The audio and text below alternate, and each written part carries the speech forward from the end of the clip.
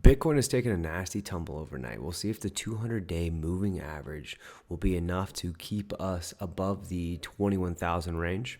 The DXY, which is the way people monitor the value of the dollar, is on its way back up, and Bitcoin is inversely related to the DXY. Although policymakers may succeed in reducing inflation in the short term, it is likely to rebound due to the impact of the new Cold War on commodity prices and trade policies. As countries compete for limited resources such as oil, gas, metals, inflation will find a new home. We're looking at some uncertainty going into the future with the war, with China joining in, with Singapore. And this is going to impact inflation and commodity prices going into the future. As we have been seeing, you have used car sales are up, oil and gas is up, and commodities are starting to rebound slightly. And talking about inflation, according to the Taylor rule, Powell should have interest rates at 10.2% currently. The current Fed is considered hawkish, but rates are still lower than trailing inflation and less than half where the Taylor rule says they should be. What we don't want is to get Volckered.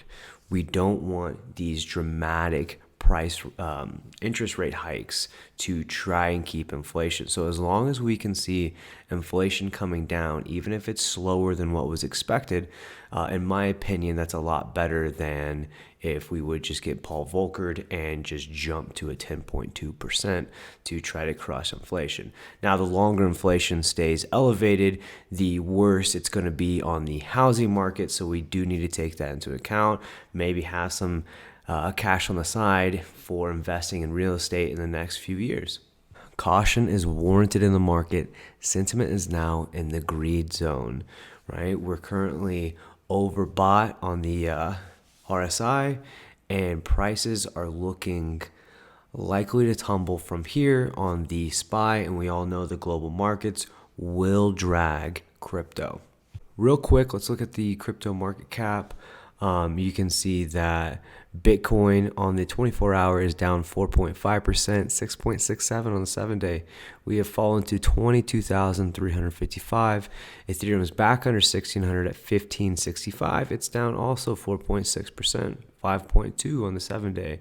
BNB is just under 300. Cardano couldn't keep the 40-cent range. It is 33 cents. It's down almost 12% on the 7-day, 3.4. Polygon Matic back down to 117. It's 13%. Now again, you will see these smaller cap coins, the Cardanos, Polygons, Solanas, they're going to move a little bit more than your Ethereum and Bitcoin, basically just purely off of market cap. It's a lot easier to move these coins down, but at the same time, these are going to be your 20x coins because it's a lot easier to move them back up.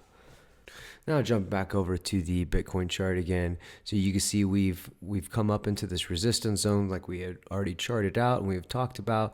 Now before our 200-day moving average right here, we found support, and then we might find support here, and you can see we're moving back up, right? You're having your higher lows. And so the chart itself looks like we could find support here. Just something to note that your MACD is starting, your divergence is starting to get further apart with your bands getting a little bit stronger.